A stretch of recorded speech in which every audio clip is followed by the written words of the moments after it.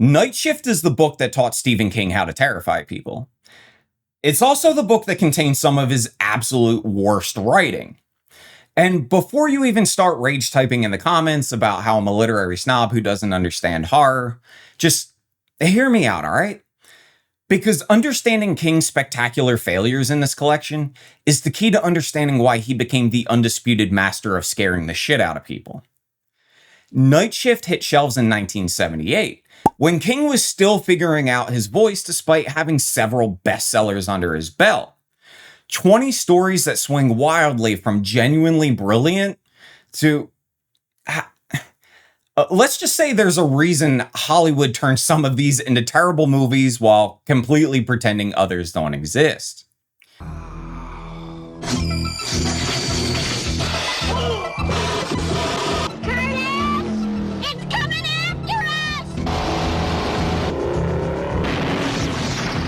Maximum overdrive.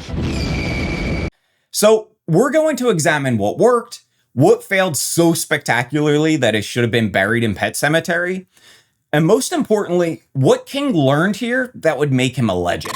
Let's start with the elephant in the cornfield, Children of the Corn. I know this is horror heresy, sorry for the pun, but this story is King's most overrated piece of writing. Not because killer kids aren't terrifying, they absolutely are, but because King spends more time on Bert and Vicky's marital dysfunction than any actual horror. I've read domestic disputes more terrifying than this story. You've got murderous children worshiping a corn god, and King decides to focus on whether these two idiots should get couples therapy. It reads like a marriage counseling session that accidentally wandered into a Stephen King story. The concept, it's gold. And the execution is a masterclass in how to waste a brilliant premise. I'm going to give it one kernel out of a cob.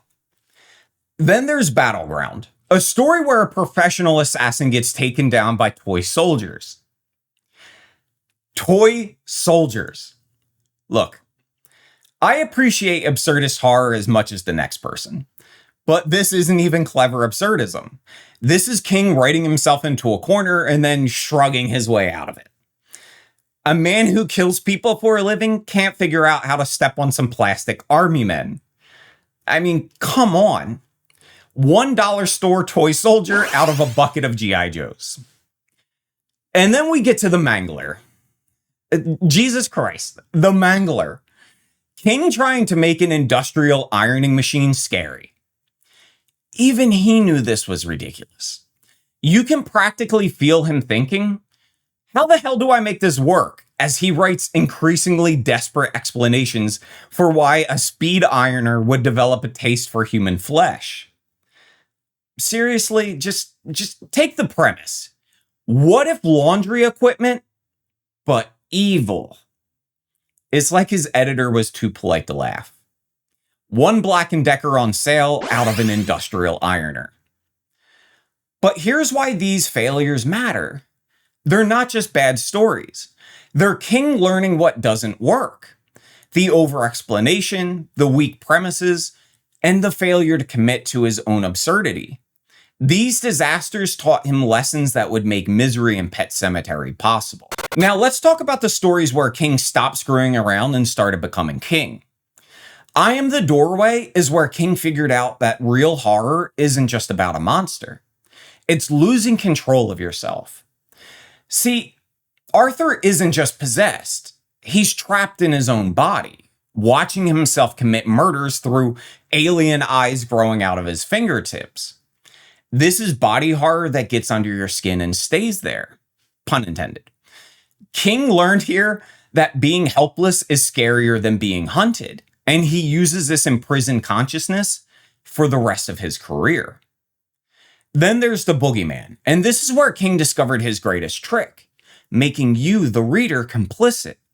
By the end, you're not sure if there's a real monster in Lester Billings' closet, or if Billing himself is the monster. And that ambiguity, that's pure King. He stops telling you what's real and starts making you decide.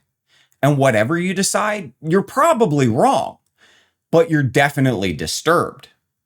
Then we get to Sometimes They Come Back, And this is King realizing that the past isn't always the past. It's waiting in the shadows to destroy you. This story is basically a rough draft for It, Pet Sematary, and half of his other novels. Dead bullies coming back for revenge?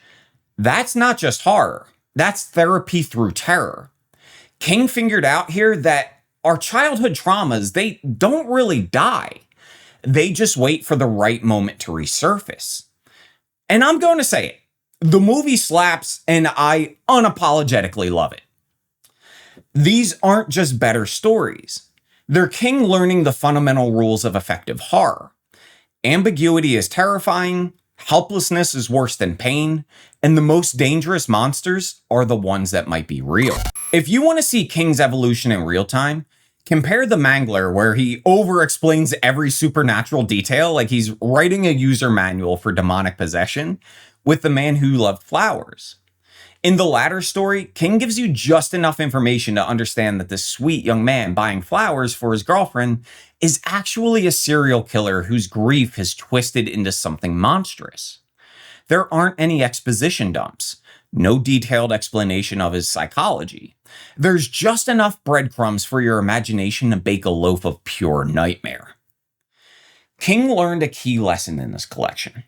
A reader's imagination is more terrifying than anything he could write. His job isn't to show you the monster. It's to convince you to create it yourself. Because the monster you imagine is almost always worse than the one that's on the page. Look at Quitters, Inc. King doesn't explain how this organization operates or who's really behind it. He just shows you the escalating consequences and lets your paranoia fill in the blanks. That's graduate level horror writing, and you can trace his DNA back to the failures earlier in this collection. King stopped being a horror writer trying to scare you and became a horror writer teaching you to scare yourself. And that's the difference between amateur hour and mastery. Night Shift isn't just King's first collection. It's a masterclass in learning your craft in public. Every writer has terrible early work.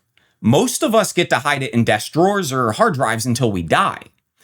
King published his, and we get to watch him figure out horror in real time. And Hollywood? They've been strip mining this collection for decades because even King's failures have killer concepts. Children of the Corn spawned 8 sequels, none of which improved on the source material because they couldn't fix the fundamental flaw. The original story was broken.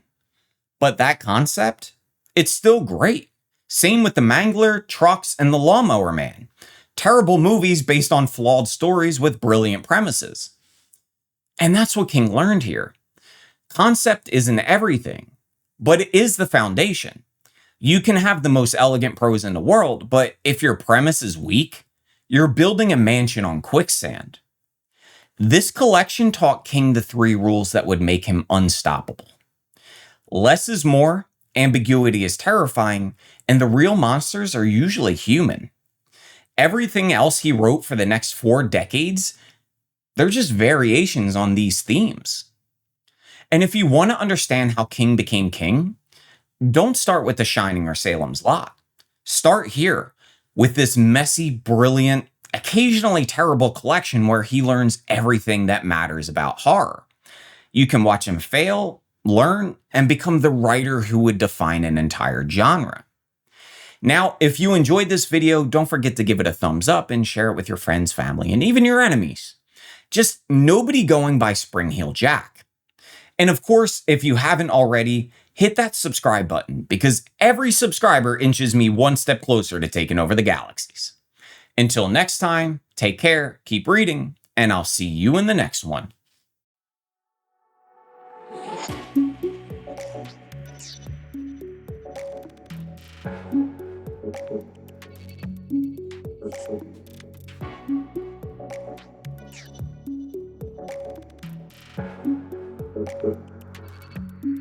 Thank you.